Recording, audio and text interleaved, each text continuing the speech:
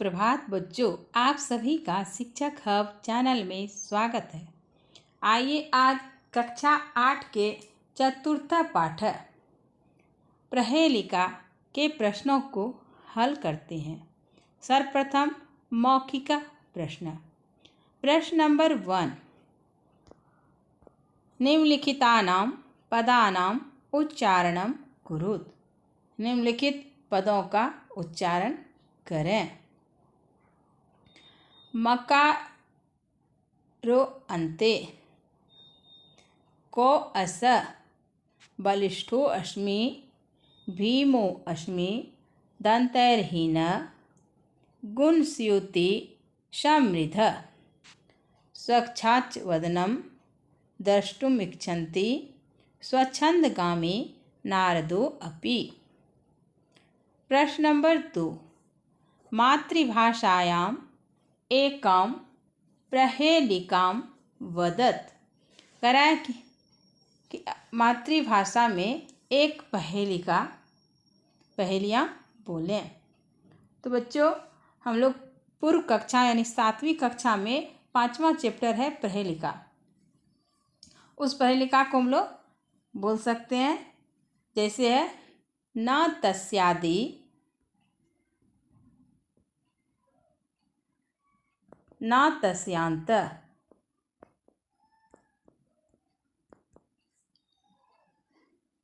मध्ये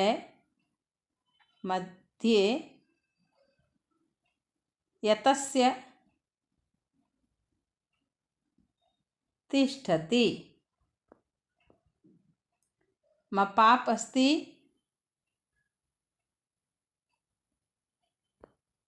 त्वाप पाप अस्ति।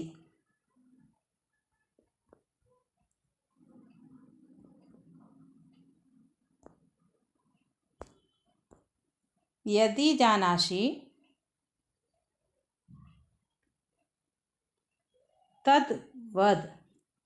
इसका अर्थ हुआ कि पहले भी न और अंत में भी न, बीच में यह रहता है, मुझे भी है, तुम्हें भी है। अगर जानते हो तो बोलो। तो आंसर क्या हो जाएगा इसका? नयन। प्रश्न नंबर 3, निम्नलिखितानां पदानां द्विवचनं वदत। निम्नलिखित पदों का द्विवचन बोलें। जैसे इच्छति है तो इच्छति का क्या होगा द्विवचन में? तीता होता है तो इक्षत। पश्यति है तो पश्यत। वदसी है तो यह ध्यान रखना है कि जिस पुरुष का है उसी पुरुष का द्विवचन है। तो वदसी है तो वदथ।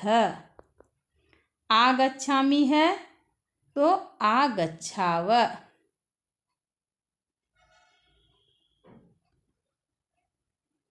उसके बाद है गच्छति। गच्छति है तो गच्छत। उसके बाद है भवति। भवति का क्या हो जाएगा? भवत। अब प्रश्न नंबर 5, ये लिखित प्रश्न है तो इसको देखो। अधोलिखितानां प्रश्नानां उत्तरम एक पदेन लिखत। जो नीचे प्रश्न लिखा हुआ है उस प्रश्नों का उत्तर क्या करना है? एक पद में देना है। बच्चों, तो यह ध्यान रखना है, देखिए हमेशा कि प्रश्न कैसे हम लोग अथी करें। जैसे करें कह पशु, तो यह प्रश्न यहाँ कहाँ है? कह पे। तो करें कौन पशु नासिकाया शाखाम त्रोटति। तो इसमें क्या हो जाएगा बच्चों? गज।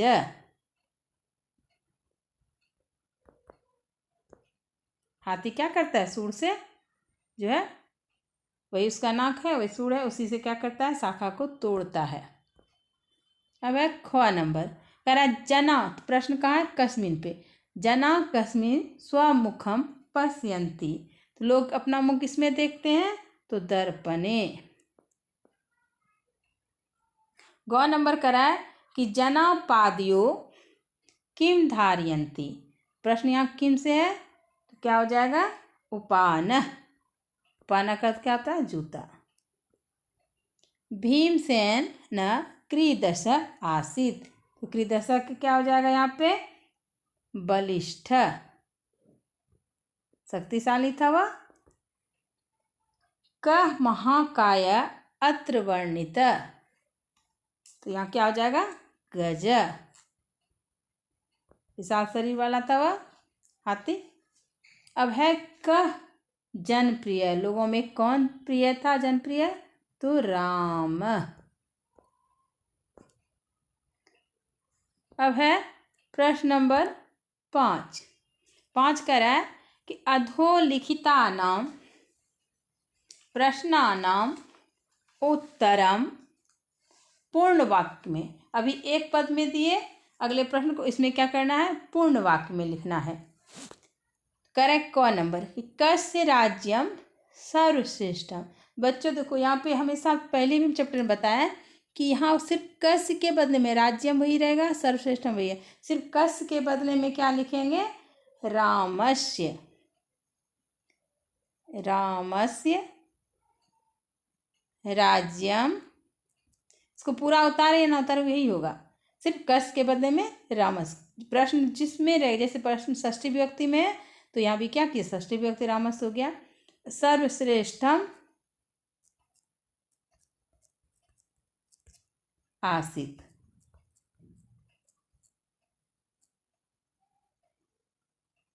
दूसरा कह रहा है प्रश्न कि श्री रामचंद्रस्य पत्नी का आसीत। तो श्री राम की चंद्र की पत्नी कौन थी? तो लिखेंगे का के बदले में सिर्फ लिखना है श्री रामचंद्रस्य पत्नी सीता आसीत।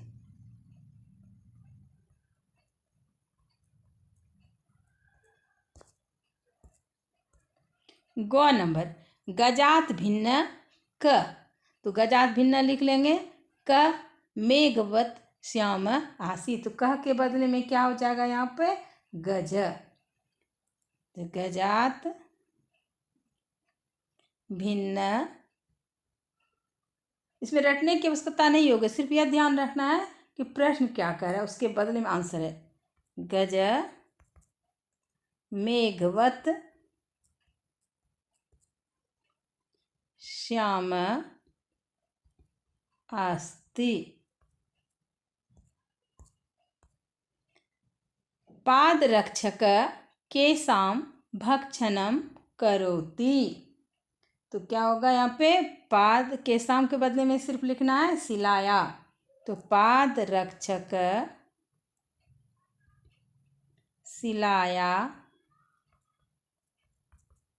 भक्षणम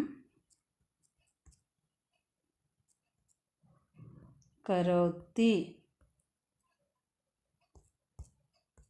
अंग नंबर, लोकादर्पणे आत्मानं कथम पश्यन्ति। लोकादर्पणे आंसर आत्मानं, सिर्फ कथम के बदले में क्या लिखना है? साक्षात् वदनम।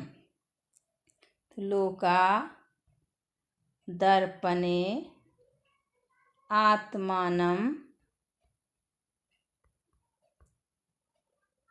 स्वच्छा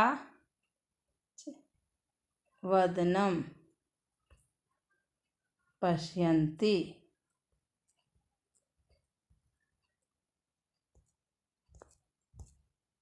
चौ नंबर प्रश्न, वाल्मीकि कस्य गायकत। कस्य के बदले में क्या लिखेंगे? रामस्य। तो वाल्मीकि, यह याद करने का तरीका है, वाल्मीकि रामस्य गायक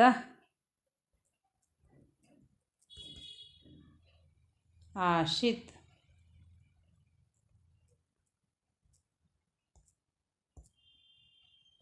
अब प्रश्न नंबर 6। प्रश्न नंबर 6 कर रहा है कि अधोलिखितानां पदानां संधिं कुरुत। इसको जोड़, संधि का अर्थ होता है जोड़ना और विच्छेद का अर्थ क्या होता है? अलग करना। तो यहाँ से आप क्या करना है? सबको जोड़ना है। जैसे वाल्मीकि यस्य है तो लिखेंगे वाल मिकीर यस्य। दूसरा है भीमा अस्मि, लिखेंगे भीमो अस्मि। क असो है तो क असो का क्या हो जाएगा, को असो। ये एस जो है अ का उच्चारण होता है। दंत हीने, दंत हीने का हो जाएगा दंत हीन। मकार अंते तो क्या हो जाएगा, मकारो अंते। पुनः फिर आ गया है क असो, तो यहाँ लिख देंगे को असो। नारद अपि तो नारदो पी। अब है प्रश्न नंबर 7।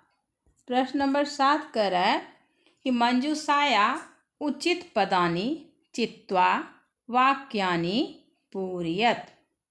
मंजूषा से उचित पद को चुनकर वाक्य को क्या करना है, पूरा करना है।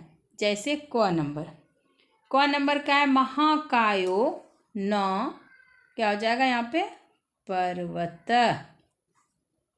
दंतहीन शीलाभक्षी निर्जीवो बहुवासक, निर्जीवो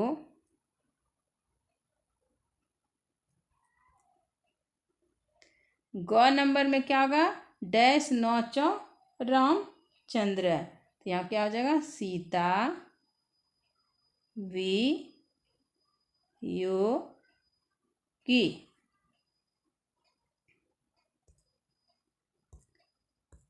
घ नंबर मेघ श्यामो अस्मि नो कृष्णो।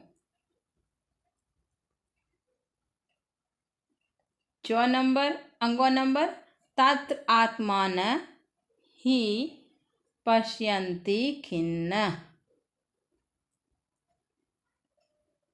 नंबर है वाल्मीकिर यस्य गायक। 6 नंबर चक्री त्रिशूली न हरो न विष्णु।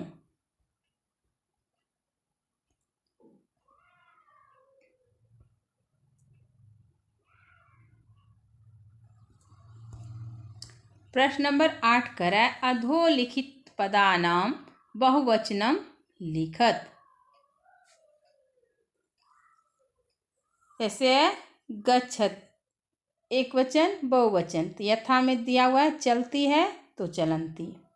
यहाँ भी इस बात का, जैसे पूर्व में हम देखे हम प्रश्नों में कि जिस पुरुष का रहेगा उसी पुरुष का बहुवचन लिखना, इन्हें कि प्रथम पुरुष का है तो मध्यम पुरुष में जो यहाँ प्रश्न कर रहा है उसके अनुसार। जैसे गच्छति तो क्या हो जाएगा, गच्छन्ति। पश्यति, पश्यति का क्या हो जाएगा, पश्यन्ति। वदामि वदाम। भवसि भवत्।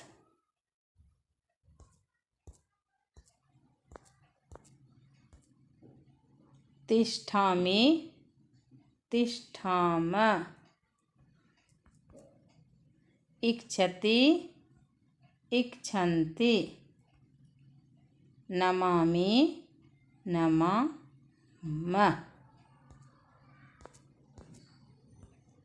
अब है प्रश्न नंबर 9। प्रश्न नंबर 9 कह रहा है कि विपरीतार्थक शब्दयों सुमेलनम कुरुत। जो विलोम से, विपरीतार्थक मतलब विलोम शब्द या उल्टा शब्द, उसको क्या करना है, मिलान करना है। जैसे है खिन्न, तो खिन्न का क्या हो जाएगा, प्रसन्न। इसको इस तरह भी लिख सकते हैं या इस तरह भी। क नंबर हो गया।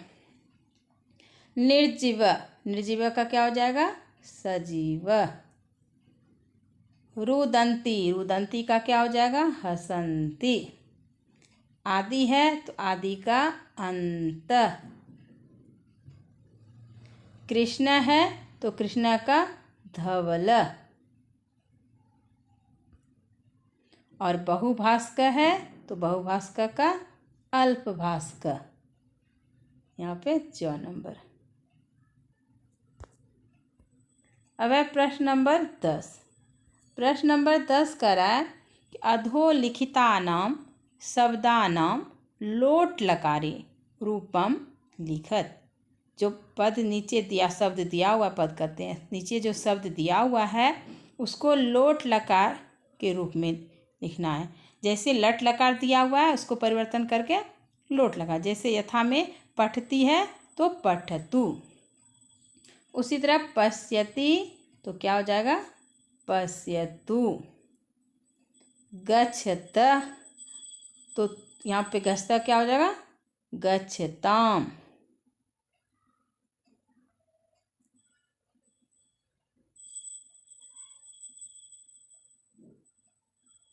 वदति वदतु,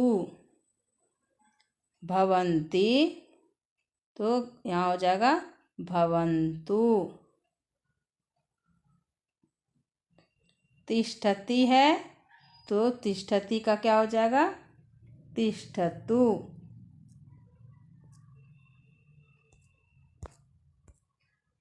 तिष्ठति का तिष्ठतु, अस्ति है, अस्ति का क्या हो जाएगा अस्तु, ददति है तो ददति का क्या हो जाएगा ददतु, और हससी है तो हससी का क्या हो जाएगा हस।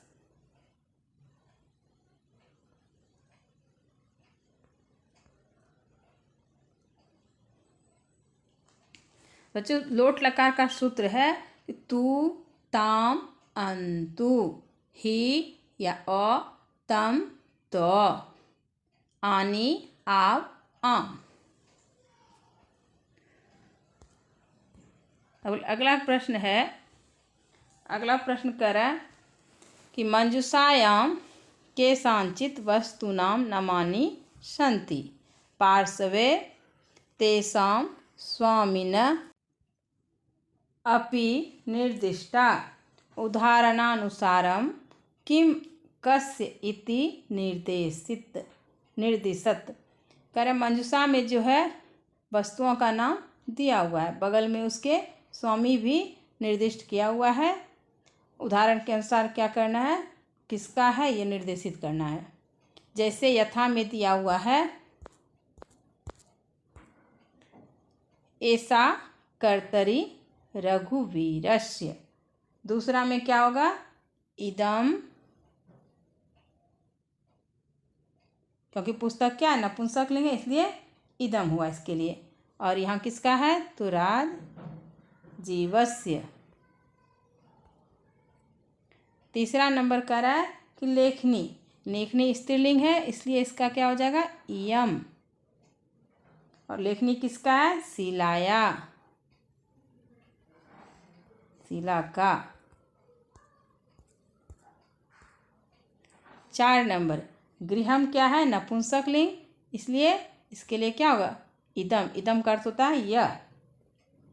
तो घर किसका है चुचावेदस्य,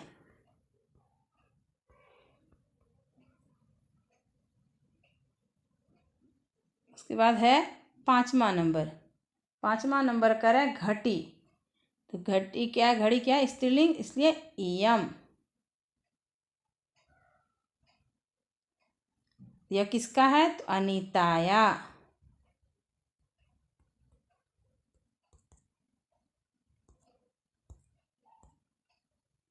6ठा नंबर वस्त्रम, तो वस्त्रम भी है नपुंसक लिंग इसलिए इदम, और किसका है तो सुरेर सस्य।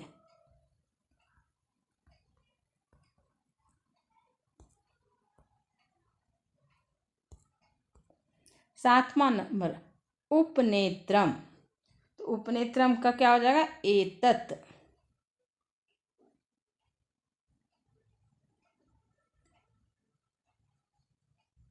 यह भी उपनेत्रम एतत् उसके लिए किसका है वीरभद्रस्य।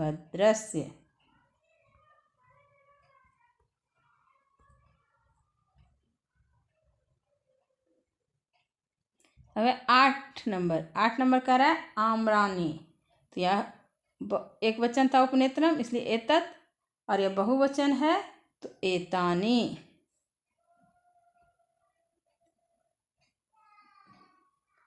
किसका है तो राजेंद्रस्य।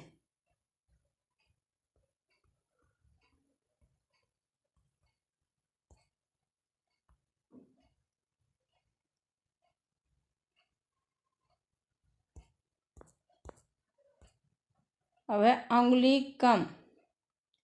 अंगुलीकम का हो जाएगा इयम तन्वीरस्य।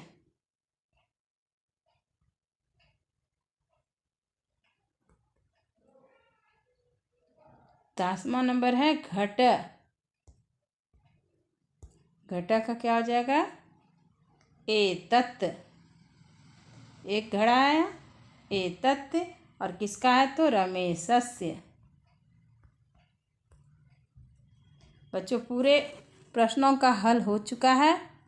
आप लोग को कहीं दिक्कत हो तो कमेंट करके पूछ सकते हैं, और वीडियो देखने के बाद लाइक और सब्सक्राइब करना नहीं भूलें। धन्यवाद बच्चों।